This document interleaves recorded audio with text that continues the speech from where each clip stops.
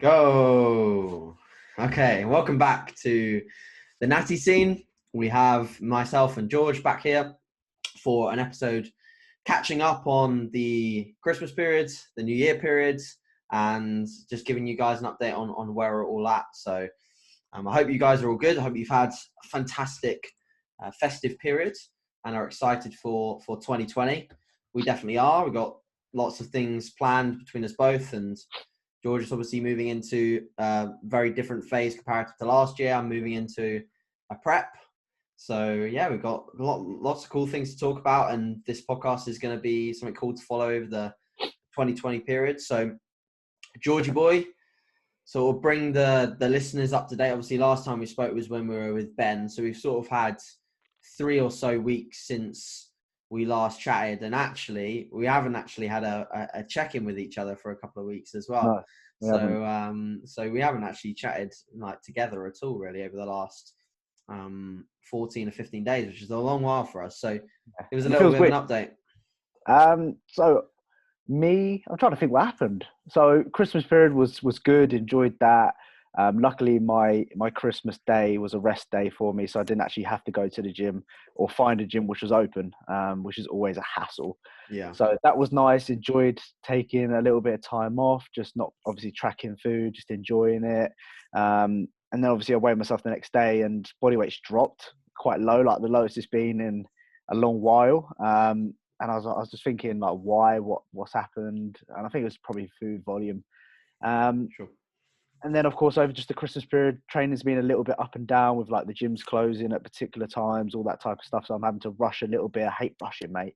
I hate rushing sessions. You know, when you just have to like speed things up and you want to go, I just want to go at my own pace. The sessions have been okay. A little bit of stalling on some particular movements, but still feeling good, still feeling healthy. And then obviously in the new year, what did I go up to in the new year? Not much. Did I train? No, I didn't train on New Year's Day. That was a rest day again.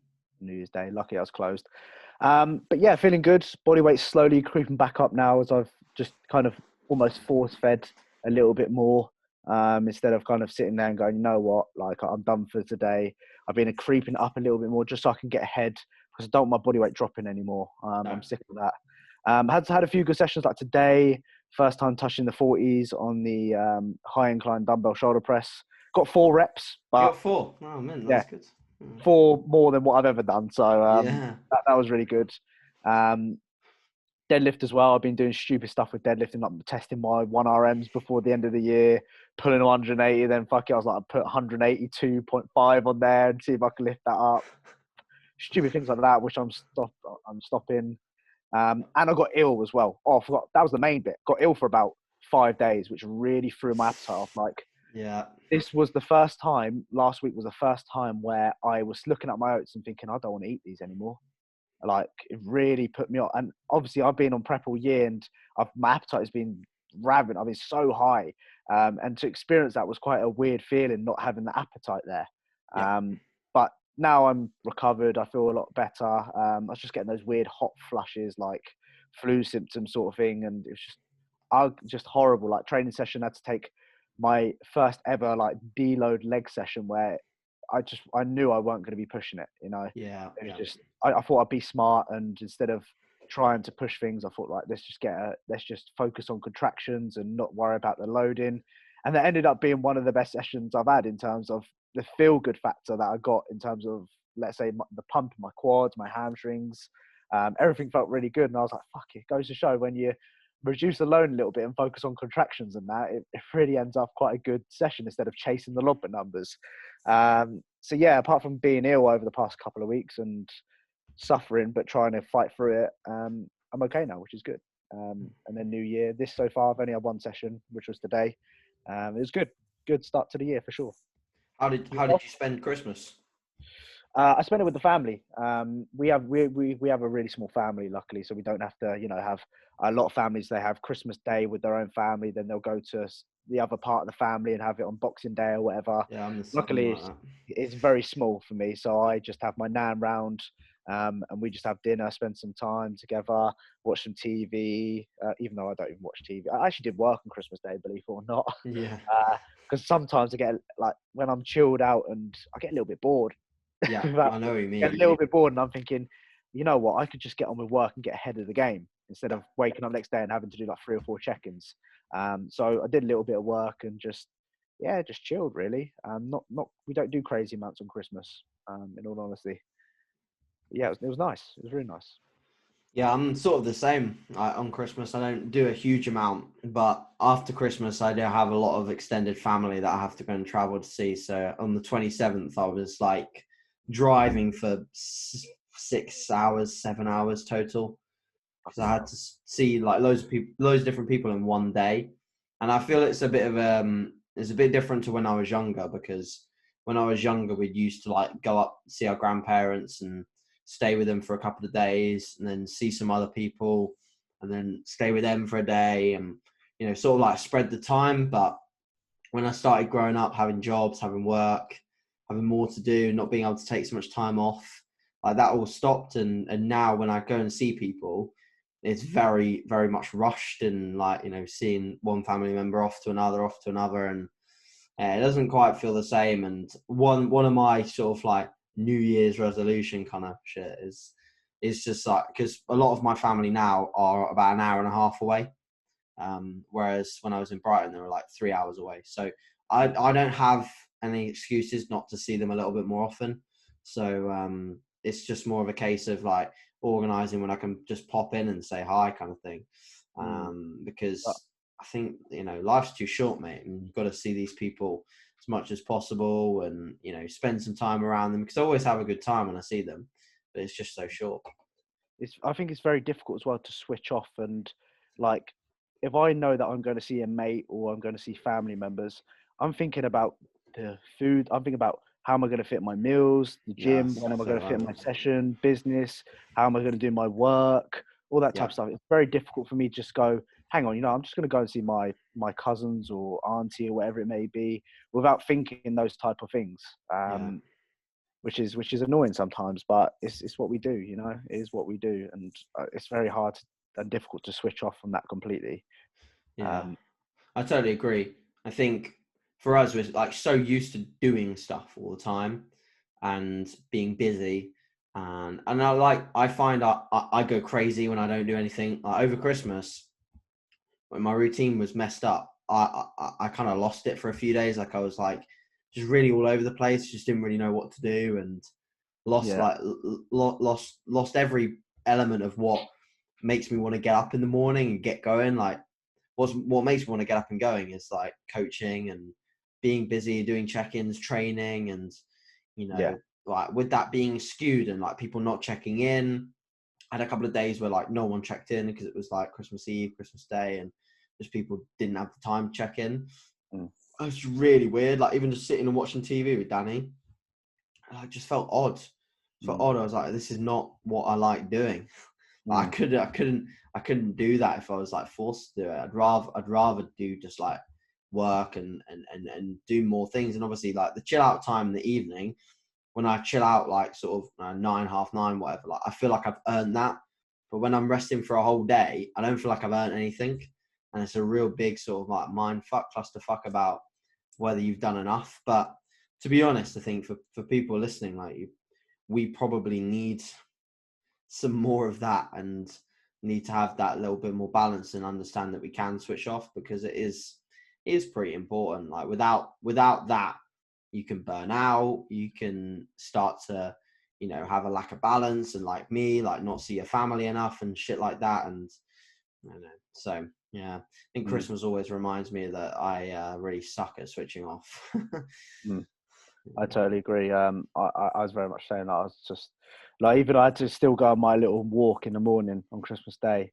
Yeah, I didn't lay in bed and just get up and open presents. I had to just get in my normal routine and get out, that sort of thing. And go for my Christmas walk with my pet. I couldn't not sit down and look at my Fitbit, and I've only done like 800 steps. That would have sent me crazy. So I still managed to get in my steps on that particular day. It's just, it's different. It's just, I think it's not a bad thing, but sometimes it does. It's a difficult one to say. But switching off, yes, you know what it's like. I can't do that. I don't think any of us can do it, to be fair. But how's training been and stuff like that? Yeah, really Over good actually. Really, really good. So I similar to you. I got sick. I got sick just before you, I think. Mm. So Danny got sick, and then I caught it off her like a couple of days after. And I swear to God, it was not because I was going to get sick. It was because she got sick. And as soon as you think like, oh, someone else in the house is sick, you're like, well, I'm just going to get sick. And it's crazy what your mind can do. So like when I told myself I was going to get the cold, I got the cold. And luckily enough, like I have a secret potion of weapons to mitigate the cold as soon as possible. So it only lasted like when I got it, I was like, fuck me, I'm going to be out for like 5-6 days here. I was like, I'm going to be like down and out, like bed bound, because it felt awful. And like energy was low. I was having hot sweats in the night. I was waking up covered in sweat. I was like, this is heading south, you know? So my secret concoction was I headed to Holland and Barrett and I got echinacea, which is like a herbal drops, which you can put in like anything, like fluid or anything like that. You can have this year round. It's not like you can just have it when you got a cold. And there has actually been studies on echinacea showing that it can help mitigate or prevent colds. So I was slamming that like, you know, in most of my fluid. In between that, I got this, I think, and I think I got this like 2 or 3 years ago from reading a Lyle McDonald's blog post, and it was on like, you know, prevention of colds for athletes. And his recommendations was have 500 milligrams of vitamin C 4 to 5 times per day. So a pretty high dose of vitamin C spread across the day, and combine that with 3 to 5 grams of glutamine. Now, it's a really interesting supplement because a lot of people say it does nothing, but then a lot of people do take it. Like I've noticed a lot of high level bodybuilders take it for like they believe it helps the gut, like gut bacteria, which maybe it does. But so I did that as well, and then also sambucol, which is like zinc, more vitamin C, and like a black elderberry. And all of those three together, like within 2 days, I was like 50% better. Within 3 days, it was completely gone. Wow. It was, Something I wish I should have done then. yeah. I'll give you that protocol next time. I thought you said Sambuca to begin with. I was thinking, Sambuca. getting boozy. That would have got rid of it as well.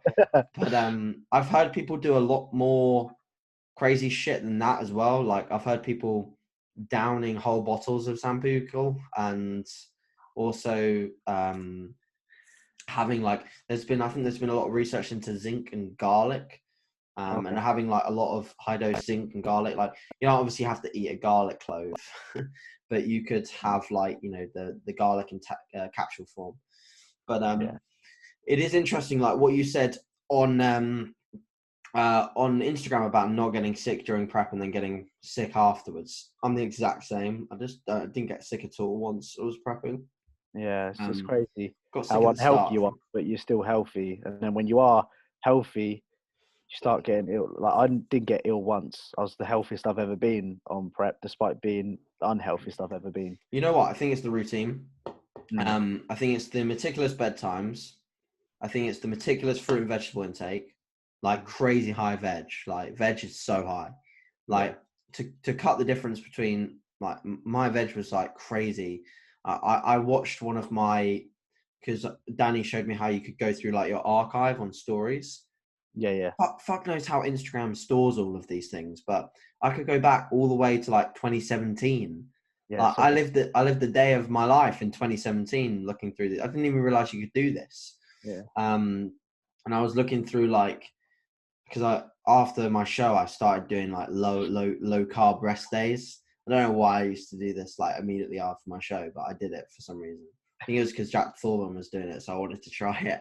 And I just have like no carbs up until my last meal, and I was having like fucking stupid amounts of vegetables to cure that crazy satiety that I had post show. And like compare it to now, like in all honesty, like total clarity, I have like no veg with any of my meals, because I just can't eat the vegetables at the moment at all. I'm at the point where for the last 2-3 weeks, I just can't add volume to my meals. I struggle to finish them as it is. Yeah. And I'm fully aware myself as a coach as to that not being a good thing. Because as a result, my digestion isn't as good. As a result, my skin health isn't as good. As a result, I'm probably going to get more sick more frequently. As a result, I feel more sluggish. All of these things, like my gut bacteria is probably not as good. So there's loads of reasons to get fruit and veg in. But don't get me wrong, I still take precautions. So I have 3 servings of the Nutridyne fruits and greens every single day, which is fucking expensive. To have 3 servings of that a day is not cheap. But that is by no means like a replacement for fruit veg. And if I think I said to you in the last podcast or something, but I definitely said it to someone quite recently. Like, if I wasn't prepping in a month, I'd be mini cutting right now. I wouldn't be gaining anymore. It's just it's non-productive for me to be shoveling in more food and my digestion getting worse, and just basically just not being in a great position to grow. So the rest of this month is just more maintenance. It's kind of a bit boring on the growth side of things, because like I take post-workout photos and I'm like, okay, I look the same. I look the same. But one thing that is notable is that I definitely have seen a change in body composition from when I first hit 190 to now. And I'm a big believer that is, I think Jordan talked about this in one of his recent videos, like that is, so I had, when I got to 190 first, I had like a lot of new muscle. And if I'd have dieted, like done a prep straight from there and hadn't held it or like hovered at 190 to 195, I'd have lost that muscle quite fast because it was very new. Whereas because I've been 190 to 195 for like four months, pretty much, I've really sort of hardened that new muscle and almost earned it and like kept it, solidified the muscle that I have. You could almost call it marination of the muscle. Like I've put the muscle in a slow cooker and I've just kept it there for a bit, like on a nice temperature. You know, like you boil in like a dish and you just sort of simmer it for a bit. It tastes like a little bit better because you cooked it a bit slower. That's kind of what I've done with the new muscle mass. So I'm hoping that's really solidified sort of what I'm going to have going into prep. But I'm very excited about it, to be honest. And I think looking back at some of my old coaching sheets, because I was getting my coaching sheets ready today because I had a bit of free time. And I looked back at my first ever prep. I think you probably saw it in my story. And I started my first ever prep like fat as fuck, like really, really soft in 2014. And my weight was 169 pounds, like soft as a dog, like soft as fuck. So in pretty much like 6 years-ish, 5-6 years, I've added basically 20 pounds of probably pure muscle mass. And that's with prepping in 3 out of those 6 years. So that is pretty cool to look at as a natural. I think it shows what's possible, because I think a lot of people think, like they read the research and they think, I'll just gain like, 1 or 2 pounds of muscle per year. So if that's really true, then I would have gained maybe 5 or 6 pounds of muscle, like maybe upper end 8 pounds, 9 pounds of muscle.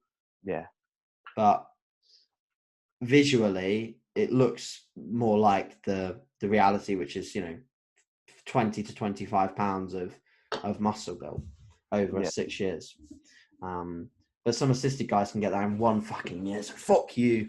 But no, honestly, you can see that. Like, I've sometimes came across like some old photos of yourself where you was like, mid 170s, and you can kind of see the drastic difference in how you're looking now compared to then. For sure, I can see that difference. Whether you've gained a crazy amount of muscle, it's obviously difficult to say right now. It is, until it all comes off. But you can notice the difference for sure. Like, I remember when you used to push the 180 and you wouldn't push it any further, and you'd either hold it there or pull back a little bit and get down to, let's say, mid 160s on your mini cut. But now you're comfortably up 190, and body composition's a lot better. And I do agree with what you said about like sitting at a body weight for a period of time, earning and confirming that, right, I've exhausted this body weight for as long as I can. I've nailed every variable until, variables start to not progress. Then you can look at pushing up your body weight or increasing food or whatever. But the longer you stay at a body weight, I think the better you start looking. Like I know when I'm heavy in the morning, like I sometimes wake up and go, oh, I feel heavy, step on the scales, I see it. But if I stay at that body weight for a period of time, my body adapts to that, and I'm not the sluggish looking fat mess. And it actually hardens up a little bit, and you think, hang on, this is starting to look better than it was a few weeks ago. Yeah. And then you stay there for a period of time, and like I said, until variables start to not progress, and then you think, right, that's the opportunity for me to take the next step. And it repeats. You go up to a new body weight, gets a little bit sluggish again, stay there for a period of time, gets better, and you keep building and progressing like that. I think that's a good way of doing things. Yeah, for sure. I think for you, like, where's your body weight at right now since we last spoke? I am 167 Yeah. right now, so I bumped it up. I did drop down over the Christmas to like 163. Which is quite low for me, considering we obviously implemented more food and stuff like that. But I've been making sure that I've, especially with days like Christmas and New Year's being a little bit off plan to a certain extent. I think what my issue is, if I have a meal plan, I obviously will reduce my food throughout the day to compensate, because I don't want to be drastically over my calories. Yeah. But I think I'm getting to a point now where I need more food just to maintain my body weight. And what I'm doing is reducing my food too much to compensate for that meal off. That meal off that I'm having isn't doing anything at all. Like my body weight's dropping from that because I'm compensating by reducing my food. Whereas what I'm doing now is actually eating a little bit more on those days where I will have that meal off plan, and make sure that my body weight doesn't drop. Because typically what I would do is if I ate a meal off plan, obviously normally the normal case of it is the volume isn't as high on those particular day food wise, so my body weight would drop the next day. And I would kind of think psychologically, like I'm still in that prep sort of phase, like, oh, my body weight's dropped, that's okay. I ate a meal plan, but I'm trying to change my mindset now. I'm thinking, no, my body weight doesn't need to drop, because I know as soon as my body weight drops, like over that time where I was 163, I felt that in a lot of my lifts, like I was very much maintaining or regressing on some movements. Yeah. And obviously since I've bumped up again, things have started to pick up, and that's what I really want to focus on instead of. But I think I will learn that the deeper I get into this surplus, of course. But yeah, it's just a little bit frustrating sometimes now where your body weight does drop after you've eaten a particular amount, and it affects the performance the next day. I don't know if that's in my head, or typically what I think, if my body weight's dropped, that means my performance is going to be shit. But that isn't always the case. But I think if you set yourself up like that from the first thing after stepping on the scales, then your session's going to be shit. Hence why I try and preach this, but I'm very guilty of it myself. Don't let the scale weight dictate your day. It's much easier said than done. I can preach it all I want, and it's never going to be the same. It is. I think the thing is, man, like, it's going to take you a while to detach yourself from all these habits you built up over prep, like the habits of looking at the scale and wanting it to go down. Like I can remember for a long time post show, I was still almost like more happy when it went down as opposed to when it went up, and I felt that same feeling of worry and fear that I had during prep when it would go up during the off season. So if it went up, I'd be like, fuck, I'll look worse. As opposed to seeing it as, okay, I'm going to be stronger today, or, this is heading the right direction. Because you got to remember, like, for the best part of like 10 months, your goal was fat loss, and that was it. So when your mind's focused on like all or nothing on fat loss, all or nothing on one goal, to shift your mindset into the goal of gaining weight and gaining strength and gaining size and seeing the scale weight as a positive attribution to that is very, very difficult. But that is why I'm an advocate of long off seasons, because right now I could not give a flying fuck what that number is. I don't give a crap. I don't care about the number on the scale. I don't care what I have to eat. I don't care how many steps I do. I just care about getting in the gym and training. And that's all I care about. Like today, the only walk I went on was about an hour ago, just around the block. The rest of my day has been sat on my ass on my computer. And in prep, that would be, what the fuck am I doing? Like, or post show, mate, that would be, what the fuck am I doing? Like, you know me, I was up on the treadmill at 5, 6 a.m. I was probably sometimes worse than you in post show period. Like I was stuck to that treadmill for months, mate. That's why you should never get a fucking treadmill in your bedroom, because you'd be a nightmare with that, mate. You're never getting the treadmill. You know, like I think that the thing is, one of the things that's probably helped you a bit is having a partner, because, you know, it's encouraged you to sort of get into social situations and meals out. And yeah, some of them have been difficult, and some of them you probably thought, you know, I'd rather sort of just stick to my plan kind of thing. But I think having that deep dive into something else is a positive thing, because it took me fucking ages to be able to do that. It really did. Yeah, it's helpful in some ways and negative in some others, I think, for sure. Yeah, like I said to you, I used to, especially post show, I was doing the yo-yo. I even told you before I started my off-season or post-show phase, I'll say I'm going to do this yo-yo phase where I'm going to do more output, then I'm going to, you know, reduce my food and then eat more food next day, reduce my output, do more cardio to compensate. And then you get bored of it. I just got bored of it, and I was like, you know what, I just can't be bothered for this, doing 30 minutes of Stairmaster when I shouldn't be. And then I just thought, you know what, let's just drop the hammer and just gain. And that's what I did. And you just get bored, I think. Well, that's what I did anyway. I couldn't imagine doing half the stuff that I do, what I did post show now or on prep. I couldn't imagine doing that. And it's weird how your mindset changes. Like, I remember being on that. I honestly, I'm not talking, because I always go on about this bloody Stairmaster, but I wish people would have seen of what I did on that Stairmaster. You'd have told me, slow down. I was, I would have definitely. Mate, I knew what speed you were doing, because I started my mini cut when you were like raving about that level, and I was trying to do that level as well, and there was no fucking way I was doing that level. It's stupid. You're sprinting on it every morning.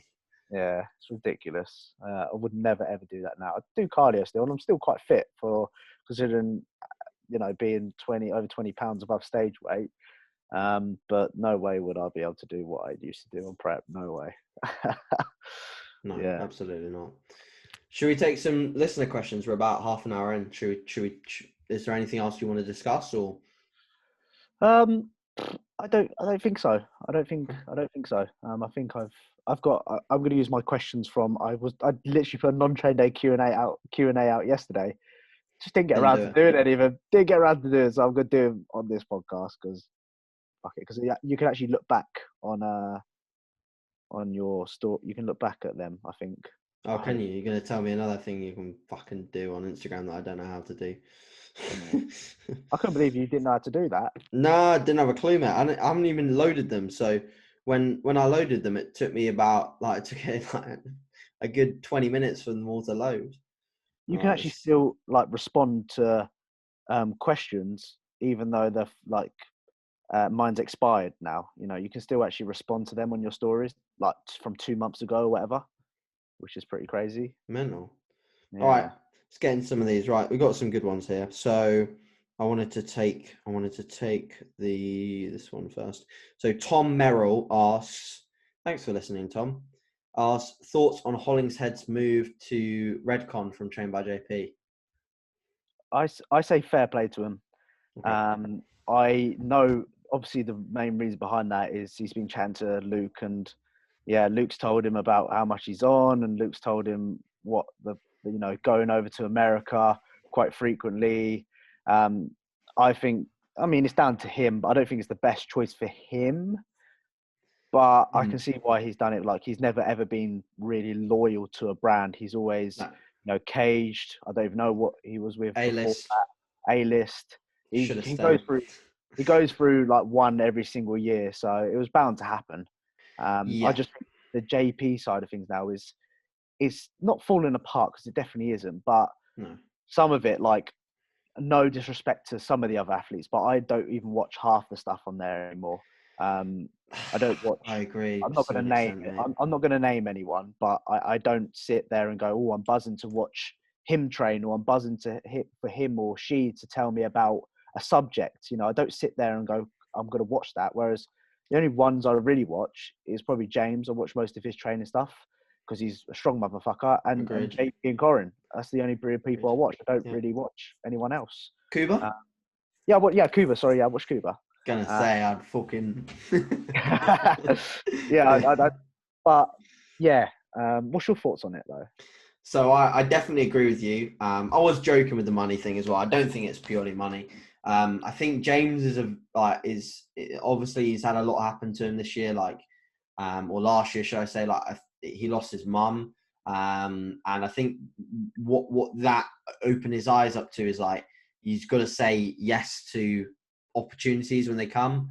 I think he's got that sort of mindset of like life is short, which is a good mindset to have for sure. Like it allows you to take up on opportunities, and he's obviously seen this as a good one. And I think the whole environment change he's had, like when he's like been training more at Muscle Works and things like that, and being around Luke, and he's just seen it as a more viable opportunity.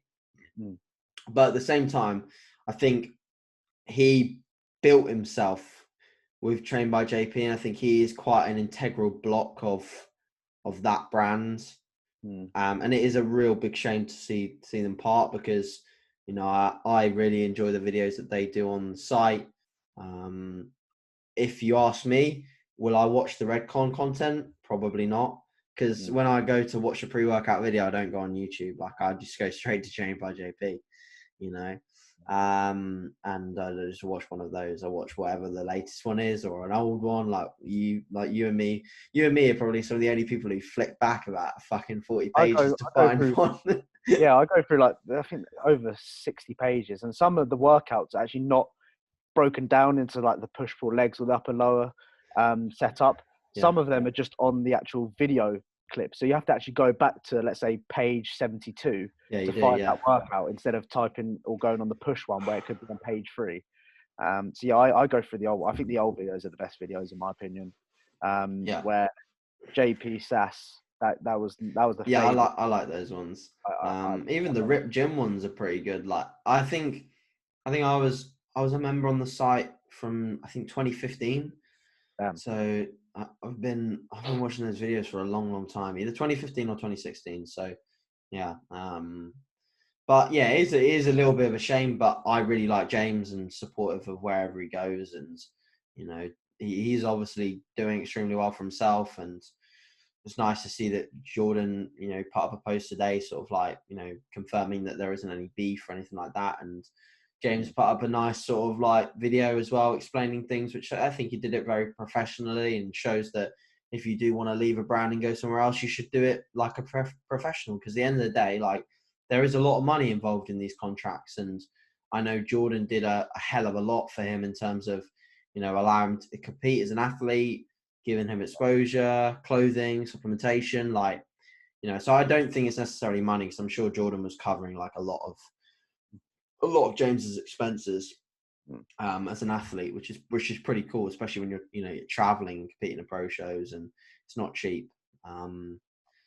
But yeah, the other thing that you said about sort of the Trained by JP athletes and things like that, I don't think Jordan will ever dilute. I don't think he'll ever dilute, because I think the reason why there are some people on there that you don't necessarily, or I don't necessarily like following, is because he's trying to branch out to like everyone. Like he's trying to get like more people in, so like people who compete in different categories, you know, females, males, different training ages. And I think the main thing that I see with the people on the site is that they're people that Jordan has like formed a friendship with. I think that's the thing that, you know, that's common across all the athletes, is that he's built friendships with them and he knows them really well and can trust them. and then they get on the site. I fucking love watching Kevin's videos that he edits. Have you watched any of those? Yeah. The editing is fucking atrocious. I know it's from iMovie. I use the same So thing. funny. So just basic, isn't it? It's great. Kevin's gonna listen to this as well, I reckon. I I'm sorry, Kevin. I love them. I still watch them. They're just the video, and but the thing is, they're gonna look bad because he's competing against fucking Fit Visuals and Magic Eye Media. These guys do it for a living. You know, they do it perfectly. Like Magic Eye Media and Fit Visuals are like so good, and Rebecca, of course, and Hannah's stuff. They're fucking ridiculous at it. And then Kevin's just like dropping clips into iMovie and putting the basic template on it, and then putting some Rob Bailey music in the background. It's just so good. So good. Please keep those coming. I want to see a Kevin video every day. Oh dear. Right, do you want to say one of yours? Can walking too much kill potential gains? Oh yeah, George knows that all too well. Yeah, so, you should know that, can. Marcus. Yes, you should. Yes, it can. Yeah. It really can. Stop when you need to stop. More is not better. That's my final thoughts. Yeah, and also like try and in your day, like try and do your steps around like sensible periods. So, especially when you're in a diet phase, if you're gonna do your steps on a leg day, like try and get them done. Like let's say you train at like 2 or 3 p.m. or something, try and get up, do them first thing, so you have a lot of time to then rest your legs. Because like there's some idiots out there that will go out, like do like 5,000 steps, come home, eat their pre-workout meal, and then go to the gym. Like, what are you doing, man? Like you just walked for like 40 minutes and then you just eat and go to the gym. Like your primary goal every single day when you're dieting down, or even in off season, is like the gym session. That's it.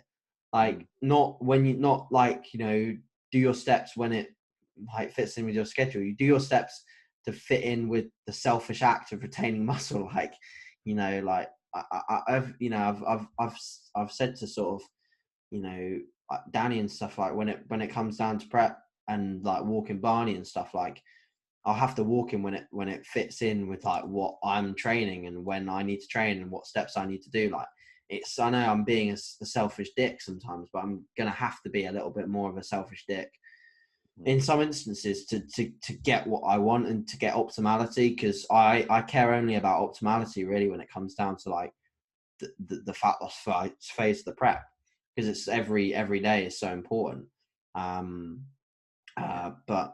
But yeah, like with steps, you just gotta be relatively careful with what you're doing. Ultimately, if you work in retail or something like that, you can't help it sometimes. You just gotta do the do. But if you're like me and George, you can choose.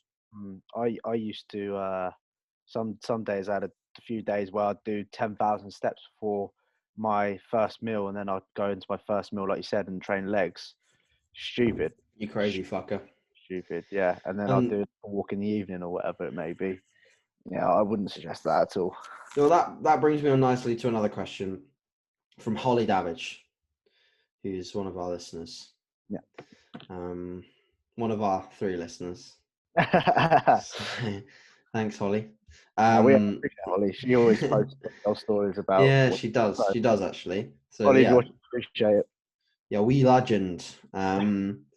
Anything you learned from prepping clients in 2019 that you will take into your own prep? So there's some things that I learned last year that I actually take into my other clients' preps as well. That's one thing, is like being on their ass for like everything they're doing.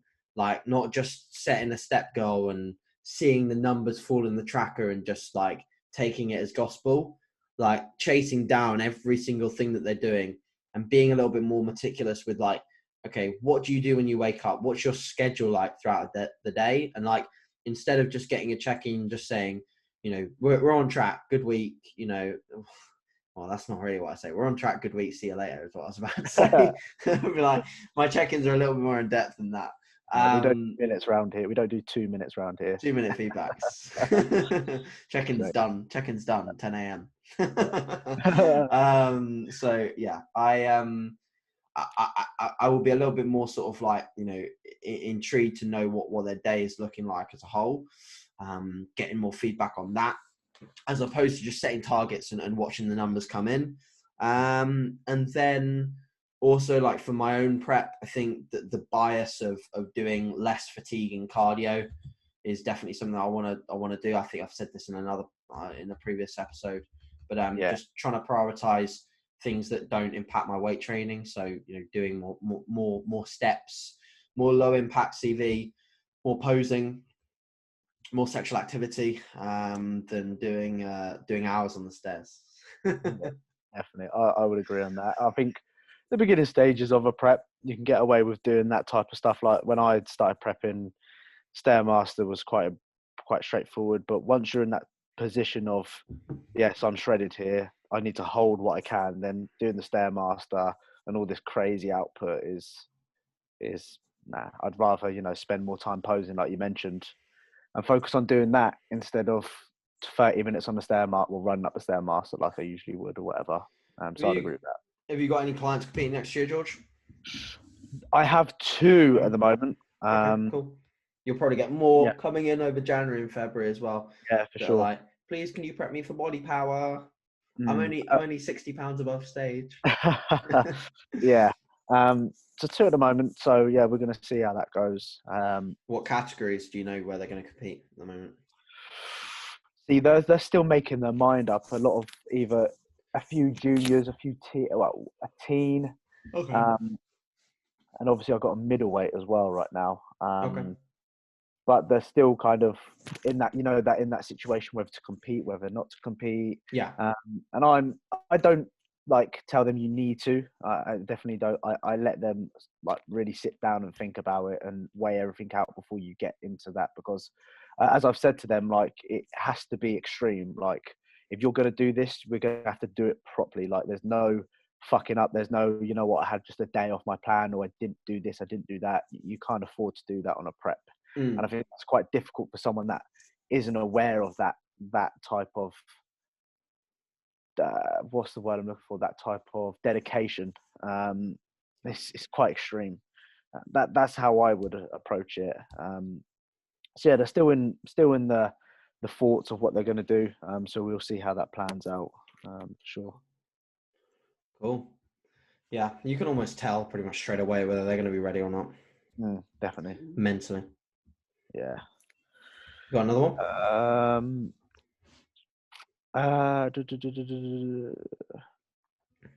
Oh God. See, I'm reading some. How would you program a upper lower training split? I've gone through that so many times as well. So annoying when people ask me that. I just say I've got like a blog post on my site. I wrote it in like 2015, and it pretty much details it how I'd say it now, kind of. So just look on my site. There's a blog post there, but at the same time, like, it's not that hard. Like, just think, okay, let's do a horizontal press, a vertical press, a horizontal pull, a vertical pull, some accessories, some arms, you're done. Like, it's not that difficult to program an upper lower split. I'd recommend always doing like upper lower off, or even upper off, lower off, like just one day on, 1 day off, or 2 days on, 1 day off. Just see how you can recover. But yeah, it's not that difficult. And as you said, I would always keep presses first in an upper split, because I would. The thoughts of me doing a press like 4th or 5th exercise in, I'm just going to be so weak. So weak. Stability is going to be a nightmare. So I would definitely do that stuff first, and then move on to, let's say, back or whatever it may potentially be. So yeah. I think the other issue is when you do a back or a row movement, like, you massively fatigue your scapula, and then you can't retract your scapula at all because it's fucked.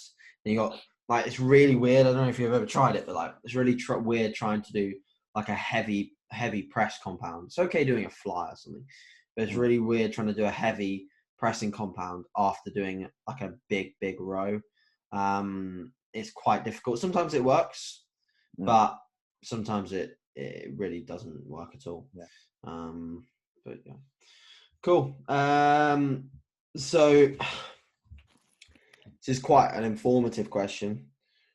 Morgan New Peters asks, when I come, I tense my quads hard. Could this fuck up my recovery? Oh, fuck, yes. Yeah. Yeah, you don't I can't say that's happened to me. No. Uh, Have you ever cramped? Like cramped? I have, yeah. Yeah, I have. What, I have, but during yeah, ejaculation? Yeah. not during ejaculation, but I have cramped whilst doing it. Yeah, of course. And you kind of just got to maneuver and kind of shake it off. Almost get it Maneuver. Yeah, where you can kind of like just stretch it out a little bit and or tell her, look, you get on top now, you do some work, and you sit there, just try and fucking stretch it out more. She's looking behind you. Glass Like, of water. ooh. And she's thinking, you're right, mate. Yeah, I'm right. But I can't say I've ever experienced that whilst ejaculating, no. No, I mean, the only advice I can really give is just like try not to tense your quads when you come. Tense your quads. I'm trying to think about how he's doing that as well. Like, not gonna lie, mate. I wasn't expecting you to come out with that question when you said this. I was thinking, oh god, better roll up my sleeves here. I have to actually listen to this one quite in detail, and then you came out with that. You were getting PubMed out, try and research it. Yeah, I agree with George. I'd be careful. You know, you might exceed your MRV if you tense your quads during ejaculation. I'd say I've tensed my quads, but I've tensed my glutes. I've done that. Yeah, the glutes. Yeah. But not my quads. Definitely not. No, not the quads. My question is from Joe. Still sore by next session. How do I go about adjusting volume / loading? I mean, again, it's a relatively simple question because if you're not recovering by the next session, you just need to do a little bit less. But there's so many rabbit holes that you could go down with that question. It's like, could you keep volume the same and improve recovery? So could you sleep better? Could you time your food better? Could you eat slightly more? Are you in a deficit? Could you keep stress levels lower? So many ways to fucking hell. So many ways to improve recovery. It's not necessarily the volume that's maybe too much. It's your recovery is too shit. A lot of my clients I've set up like quite a few people for January, and for some reason I seem to be attracting people that are going through monumental life stresses. So I've then programmed their split to be in accordance with their life stresses. So life stress is high, you're not going to be able to recover as well. So their split is like 4 days a week, or something like 2 on, 1 off, 1 on, 1 off kind of thing, like, legs, rest either side of legs, just to allow themselves to like really enter the gym and be able to be fresh, be able to be recovered. And what it sounds like with this guy is you maybe need to drop more drop volume, but if your sessions are already relatively low volume sessions, then ask yourself, could you increase rest frequency? And that's something that I'm doing for the rest of January. I've tweaked my split a little bit because after talking to Cuba a little bit more, like, I've realized I just can't get away with my training frequency right now with the strength level. When I've got now up to obviously like the 5 plate pulls, the 50 kilo high incline presses. So I'm using the 50 kilo dumbbells for pretty much all of my presses. And that's the strongest my press has ever been. I'm hacking 8 plates. All of these things, they add up systemically. So I definitely can't do 3 on 1 off anymore. I just trashed all the time. I can just about get away with 3 on 1 off, 2 on 1 off, which is what you're doing. But I'm having to now for the rest of January look at doing the basically the push pull off, legs off, so resting either side of legs, just to allow myself to drive up my strength that little bit more before then I go into prep. And I actually think when I prep and everything becomes more efficient, like sleep quality goes up a little bit, digestion's better, so I'm putting less stress on my body through food, I'm doing a little bit more activity. I think actually I'll be able to revert backwards to my 3 on 1 off, 2 on 1 off, because I think I'll just be able to recover a little bit better. And I think stresses will be probably a little bit lower by February as well, because stresses are a little higher right now, just with work and also with Barney, just getting used to having him in the house. So yeah, that's what I would say. It's a long answer, but just try and suit it around what you're currently going through is the biggest key factor in volume, fatigue management, etc. And I'd also take into consideration new exercises. Like, is it a new program that you've started? Typically, when I have a client that starts a new program, the first week they are sore as fuck. I remind them, like, you are going to be sore within the first week because you're not used to this type of setup, not used to this particular exercise, the volume. So it could be a case of just, unfortunately, it's a phase that you have to go through. But the more you do it, the better you're going to recover. And you'll find in a couple of weeks' time, potentially, you'll be fine, or you'll be better at least. So that's one thing I'll take into consideration. Other than recovery, food, all that type of stuff. But yeah, hope that answers your question, Joe. Got one from Dylan O'Donnell, 17. Does George think he will be able to become an IFBB pro, and in what category?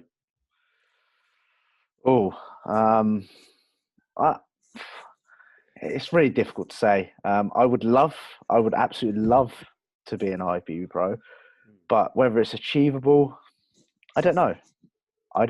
I couldn't tell you. Class wise, a lot of people, I don't know why people tell me like classic. I've had a few people tell me I'm not a classic bodybuilder. Do I look? No, you're not a classic bodybuilder. I'm definitely not. I'm not built like a classic bodybuilder at all. You're not. The 212 division, if I ever was down that route, for sure. But yeah, I don't know. I don't know. I couldn't really answer that. I don't want to say yes because you never know. Yeah, I mean, I think I don't know. Yeah, I mean, I don't know the way you earn your pro card nowadays. In the IFBB, like I don't know whether like each weight category earns a pro card at some level.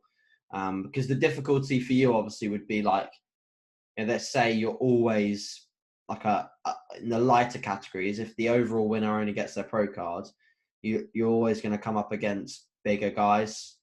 Like you're never going to be like the size of Jamie Johal or something like. And even he had a struggle getting his pro card, So it's going to be definitely a difficult task. And I think what they may be saying is that you go for classic because it's, there's a weight cap and it's generally smaller guys, and there's no reason why you couldn't get your pro card as a classic bodybuilder and then go into the 212 with your pro cards. Like, like Meg Cuba's other half has, earned a pro card in bikini, and she's now going for figure as her first show. Yeah. So there's no reason why I don't think there's any reason why you can't switch categories. And the only situation you can't is when you're like you qualify as like men's physique. I don't think you can do bodybuilding. I think you have to get a bodybuilding pro card, but I'm unsure on that one. But yeah, I think work ethic wise and actual genetics, I think you've definitely got the potential. So like people don't realize that like you're young and like not all IFBB pros are like your age, and not like it takes time. Like you could let's say you went down that assisted route in a couple of years time, like by the time you're like late 20s early 30s, like you'll be at your prime in a lot of ways, and you'll have a shit ton of muscle if you dedicated those years to growing and maybe did like one competitive season. I think people underestimate how much you'd grow in a relatively short period of time as well. But, definitely. Have I got any more questions? I've got some good ones. If you need one, we can do one or two more, I reckon. Best flavor CNS cream of rice. CNS. What is CNS? CS. Cardiff Sports Nutrition. CSN. George. I must admit, I'm not the best person to ask on that front. Yeah, I would say my personal favorite is milk chocolate. Oh, is it good? I'll probably get some of that then. It depends what protein you are using, because if you're using, for example, like I am, chocolate cookies, a little bit too much chocolatey. Yeah. But it's still quite nice. If you like cinnamon cereal, if you like cinnamon, then I would suggest that. That's my second favorite. And then birthday cake. Birthday cake is okay. It's not the best. And then I'll probably go vanilla. Vanilla don't really taste of anything, in my honest opinion. Yeah, I find they all just taste the same. Yeah, probably with yourself. Yeah, unfortunately. But milk chocolate's my favourite, definitely. And I always do like you told me, to make the sludge on top. That's really nice. I like that. Banging. Frozen blueberries, bit of salt on there. Lovely. I miss that. I miss Yeah. that tasting fucking good. Like, I used to really look forward to like my baby rice and my blueberries and sludge. Now I'd fuck that. And over the Christmas period, I put one little of my advent calendar, just one little chocolate in there. Oh, save it to the last. I'd work all the way around it, get to the end. Oh, Dip and beautiful. dive. Dip and Yeah, dive. Yeah. yeah, lovely that. Fucking hell. Oh dear. Good. Right, let's take one more. And then we'll close up shop for tonight. Yeah. Cool. So all right then. Let's just take the easy one. What are your goals for 2020, George? What are your goals? Just become a better person, better person, expand my business, my knowledge, my physique, and just almost enjoy it. Like, don't get me wrong, I did enjoy my prep, but I want to enjoy life a little bit more. So I do want to go on holiday. I do want to do spontaneous trips a little bit more, because that's what I like doing, and I didn't have the opportunity to do so last year. Sure. So I want to do that, and I also just want to be healthy, be happy, and try and live a stressful, peaceful, happy life. A stressful life. What do I say? Peaceful, stressful. You said try and live a stressful, peaceful life. Things don't change with me, does it? Fucking No, hell. it doesn't. But I know at least a lot of people get what I mean. Yeah. That's the thing. So I could fuck up, and a lot of people get what I mean. Be stress free is what I'm trying to say. Yeah, and try and hit some all-time PBs in the gym. PBs for this year that I want to aim for. I want to hit them. So, for example, my 3 main compounds: squatting, I'd like to do 180. Yeah. Barbell bench press, I'd like to do 120. And what was it about? And deadlifting for 200. Yeah, that's definitely doable. Yeah, if I can pull out 180, then I could do 200 in not a few months, but the end of the year, hopefully. I think you'll be able to pull 220 for one rep by the end of the year. Yeah, hopefully. I think you'll be able to add 40 kilos to your deadlift. I don't see why not. Yeah, for sure. How about you? So I think number one is just health and happiness as well. Like, so I'd like all my family to be healthy. I'd like myself to be healthy. Get through the year with good health. That'd be good. And outside of that is maintain my relationship and keep building on memories with Danny. And then obviously, obviously one of the biggest goals is get on stage and, like I wrote in my tracker today, I just want to be the best bodybuilder in the world in my category. Like, that's what I want to do. And I wrote that when I was a junior. I just put the best junior in the world, and scared the living shit out of me when I wrote it, and it scared the living shit out of me when I wrote it this time. But I've got to have an inch of belief. I think if you have an inch of belief, that's the start in terms of getting to where you want to be. And I still, even though some of the people that I look up to a lot are saying that I've got the potential to do well, and I've got the potential to potentially get to where I want to be, at least at some point, whether it's next year or in 2-3 years, whatever. Even when people say that, I still doubt myself, and I still have, the feeling like I'm not good enough, kind of thing. But we'll see. I just got to remain a nice balance of, I think, like, humble, but also a little bit cocky and a little bit like I'm gonna fucking win, kind of thing. I've got to have that little bit of fire in me. If I'm just, I'll just try my best, I'm not gonna fucking win. I won't win if I have that attitude. And like, when I'm surrounded in a gym with people prepping, like, Cuba doing his first season as an IFBB pro, and Meg doing her first season as IFBB pro, Danny going for her sort of pro card and things like that, I can't fault but do well. I'm in the best environment I can possibly be to prep, that's for sure. So I'm very, very, very excited. Can't wait to get stuck in. Definitely, I agree. I'm excited to follow it. Good. Good. I know you're going to say something else then. I know you're good. All right. We'll leave it here, guys. Thanks as always for tuning in. We hope that you have a very productive start to your year. And we will be back next week with a guest. Who the guest will be, we don't know. We haven't You organised have to find out. Yeah. You'll have to find out when I organise it last minute. All right, guys. Adios. Thank you, guys. See you later. Bye.